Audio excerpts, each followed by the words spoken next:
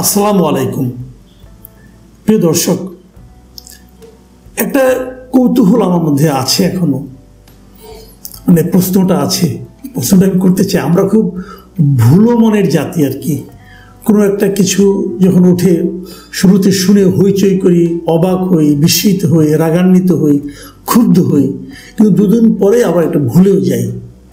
মাত্র দুদিন আগের কথা, 2-3 দিন আগের কথা, সাত্তার সাহেবের কথা। সাত্তার সাহেবের কথা মনে আছে আপনাদের? খালেদা জিয়ার পিএস এবং সাবেক সরকারি কর্মকর্তা, ভূতাপেক্ষা প্রমোশন পাওয়া সচিবও হয়েছেন, অফিসার্স ক্লাবের সেক্রেটারি, অনেক পাওয়ারফুল লোক। তিনি যে বলেছিলেন যে 8 জন উপদেষ্টার বিরুদ্ধে দুর্নীতির তথ্য প্রমাণ ওনার কাছে রয়েছে। যে এত বড় একটা অভিযোগ, সেই অভিযোগটা কি হারিয়ে গেল? সেই অভিযোগটা নিয়ে কি এরই মধ্যে কোনো তদন্ত শুরু হয়েছে? কেউ কি তদন্ত করছেন? অথবা সরকার অথবা রাষ্ট্র অথবা রাষ্ট্রের বিভিন্ন সংশ্লিষ্ট প্রতিষ্ঠান তারা কি সাত্তার সাহেবকে ডেকে বলেছেন যে অভিযোগগুলো যে আপনি করলেন, আপনার কাছে তথ্য প্রমাণ কি আছে সেটা আমাদেরকে দিন? সাত্তার সাহেব অভিযোগটা করার সময় উনি বলেছিলেন ওনার কাছে গোয়েন্দা বিভাগের যে ইনফরমেশন সেগুলি ওনার কাছে আছে, সেগুলোর উপর ভিত্তি করে এটা অভিযোগ করেছেন। উনি কিন্তু এলেবেলে কোনো লোক না, সাধারণ একটা পাবলিক না, রিক্সাওয়ালা না, যে বলে দিলেন যে অমুকের বিরুদ্ধে দুর্নীতির অভিযোগ আছে। উনি একজন সচিব পদমর্যাদার ব্যক্তি। ওনাকে এই সরকার দায়িত্বে আসার পর সচিব হিসেবে ওনাকে পদোন্নতি দিয়েছেন, যোগ্য বলে যে দিয়েছেন। তো এমন একটা যোগ্য লোকের যে কথা, সে কথাটাকে আপনি কোনোই গুরুত্ব দিবেন না? কেন দেওয়া হচ্ছে না গুরুত্ব? মাঝখানে আমরা দেখলাম সবার মধ্যে যেন একটা চেষ্টা, এই কি বলেছি ভুলে যাও, ভুলে যাও, ওটা নিয়ে কথা বলো না, চুপ করে থাকো। ওনারা মানিলোকে মানহানি করা যাবে না, এগুলি বলা যাবে না। অথবা সামনে একটা নির্বাচন, আমরা নির্বাচনে জয়ী হয়ে সরকার গঠন করতে যাচ্ছি, এই নির্বাচন ওরা থাকবে নির্বাচনের সময়, এখন ওদের সঙ্গে কেন তোমরা ঝামেলা পাকাচ্ছ? এই ধরনের একটা চিন্তা সকলের মধ্যে দেখলাম। মির্জা ফখরুল ইসলাম আলমগীর পরের দিনই কোনো রকম তথ্য বিচার টিচার না করে, কারোর সঙ্গে কথা না বলে এবং সাত্তার সাহেবের সঙ্গে কিছু জিজ্ঞাসা না করে উনি চট করে বলে দিলেন এটা বিএনপির বক্তব্য নয়। এই পর্যন্ত ঠিক ছিল, হ্যাঁ বিএনপির বক্তব্য নয়, সাত্তার সাহেবের বক্তব্য। সাত্তার সাহেব ওনার চেয়ারপারসনের পিএস, তারপরে উনি একটা ব্যক্তি, ওনার ব্যক্তিগত কারণে বলতে পারেন, ব্যক্তিগত রোষ থাকতে পারে, সবই থাকতে পারে। কিন্তু উনি যখন পরবর্তী সময়ে বললেন যে এই সরকারের উপদেষ্টাদের সততার প্রতি ওনাদের পূর্ণ আস্থা আছে, তখন আমি হতবাক হয়ে গিয়েছিলাম। কি সমস্যাটা কি? আপনাদের সঙ্গে কি লেনদেন হচ্ছে যে আপনি চট করে বলে দিলেন আস্থা আছে? উপদেষ্টাদের কোনো দুর্নীতি নাই, সব উপদেষ্টা একদম পুত পবিত্র। এটাই কি বিএনপি বলতে চায়? যদি বলতে চাই কোনো সমস্যা নাই, কিন্তু বলতে গেলে তখন আমি আপনাকে প্রশ্ন করব যে এই তথ্যটা আপনি পেলেন কোথায়?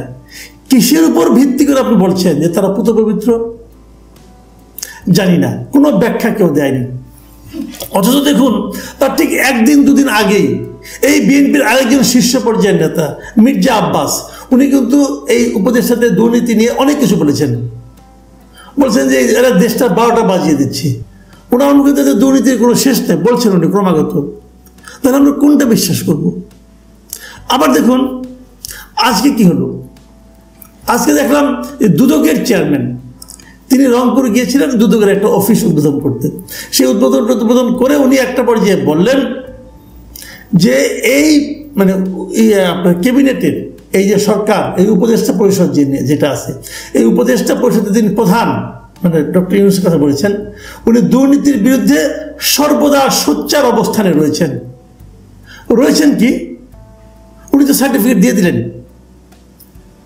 উনি সরকার প্রধান হতেই পারেন, উনি তো একটা স্বাধীন প্রতিষ্ঠান, উনি তো একটা রাষ্ট্রীয় প্রতিষ্ঠানের কিন্তু উনি চেয়ারম্যান। উনি যে কাজগুলো ডক্টর ইউনূসের বিরুদ্ধে যে অভিযোগগুলো উঠেছে, যে এসে উনি নিজের যে ট্যাক্সের মামলাগুলো অমুকগুলো তমুকগুলো এইসব নির্বাহী আদেশে মাফ করে নিলেন, এটা কি এক ধরনের দুর্নীতি নয়? ওটা এটা করার কোনো প্রয়োজন ছিল? মামলা চলতো মামলার মতো, বিচার বিভাগীয় সিদ্ধান্তের মাধ্যমে আপনি মুক্তি পেতেন, তা করেন নাই। আর একটা দুর্নীতির কথা বলি। শুরুতেই বলা হয়েছিল, ওনারাই বলেছিলেন যে সকল উপদেষ্টারা, সকল সরকারি কর্মকর্তা কর্মচারীরা সম্পদের হিসাব দিতে হবে। একটা ডেট ঠিক করে দিলেন, প্রথমে ডেট ঠিক করে দিলেন নভেম্বরের মধ্যে, তারপরে এটা বাড়িয়ে করা হলো, এপ্রিলে কত করলো। এখনো পর্যন্ত কোনো উপদেষ্টা তার সম্পদের হিসাব দিয়েছেন? ডক্টর ইউনূস তার সম্পদের হিসাব দিয়েছেন? কেন দেন নাই? কেন দেন নাই এই প্রশ্নের জবাবটা আপনি কি দিবেন? আমি যদি বলি ওনারা দুর্নীতি করবেন বলে হিসাব দেন নাই, আপনি আমার কথাটা কেমনে করে উড়াই দিবেন? আমি তো দেশের একজন নাগরিক, একজন নাগরিক হিসেবে এই সন্দেহটা আমি করতেই পারি। সম্পদের হিসাবটা চাওয়া হয় কেন? চাওয়া হয় এই কারণে যে আপনি যখন এই দায়িত্ব পেলেন তখন আপনি বলবেন আপনার কত টাকা আছে। যখন আপনি চলে গেলেন দায়িত্ব থেকে, তখন আমরা জানতে পারবো আপনার কত টাকা বাড়লো। সেখান থেকে আমরা বুঝতে পারবো এই সময় আপনার সম্পদের যে বৃদ্ধিটা হলো, এই বৃদ্ধিটা যথাযথ কিনা। কারণ এই সময় আপনি কত টাকা ইনকাম করেছেন তা আমরা ধারণা করতে পারবো। সিম্পল এই কারণেই তো সম্পদের হিসাব চাওয়া হয়েছে। কেন কোনো উপদেষ্টা শুরু থেকে সম্পদের হিসাব দিলেন না? যদি দিয়েও থাকেন সেটা কোথায়? আমরা জনগণ কেন জানতে পারলাম না? রাজনৈতিক সরকার এমপি ইলেকশন তারা করে, তারা পাশ করে তো আসে, তো প্রত্যেকটা ইলেকশনের সময় এমপি যারা ইলেকশন করেন তাদের কিন্তু নিজ নিজ সম্পদের একটা হিসাব দাখিল করতে হয় নির্বাচন কমিশনের কাছে, বলতে আমার কি প্রপার্টি আছে, যাতে নাকি আমরা জানতে পারি এবং পরবর্তীতে আমরা কম্পেয়ার করতে পারি। তো তারা তো করে, আপনারা তো নির্বাচন না করে এসেছেন, আপনারা তো হিসাবটা আরো আগে দিবেন, আর আপনাদের হিসাবটা আমি পাবো না কখনো। কেন দিলেন না? এই যে না দেওয়াটা, এটা কি দুর্নীতি নয়? অথবা এটা কি দুর্নীতি করার আকাঙ্ক্ষা থেকে করা হয়নি? এই সমস্ত প্রশ্নের জবাব কে দিবে? সবচেয়ে বড় কথা যেটা আমি বলছি, সাত্তার সাহেব কোথায়? উনি যেটা বলে চুপ করে থাকলেন, কেন বললেন এবং কেন চুপ করে থাকলেন? আমি তো মনে করি সাত্তার সাহেবকে ইমিডিয়েট আইনের আওতায় আনা উচিত। তাকে জিজ্ঞাসা করা উচিত যে এই দুর্নীতির হিসাবগুলো তুমি দাও। যদি তিনি দিতে না পারেন তাহলে ওনাকে এর জন্য শাস্তি দেওয়া উচিত, এই সরকারের দেওয়া উচিত। যদি সরকারের না দেয় ওনাকে শাস্তি, যদি ওনাকে ডেকে এনে জিজ্ঞাসা না করে, কালকে তো দেশের সবাই বলবে যে অমুক দুর্নীতি করছে, তমুক দুর্নীতি করছে, আপনি কাউকে কিছু বলতে পারবেন না, কারণ আপনি তো সাত্তার সাহেবকে কিছু বলেননি। এই সমস্ত প্রশ্নের উত্তর দিতে হবে। আমি মনে করি একটা সমাজে যদি প্রশ্নের উত্তর না পাওয়া যায়, সেই সমাজ একটা করাপ্ট সোসাইটিতে পরিণত হয়।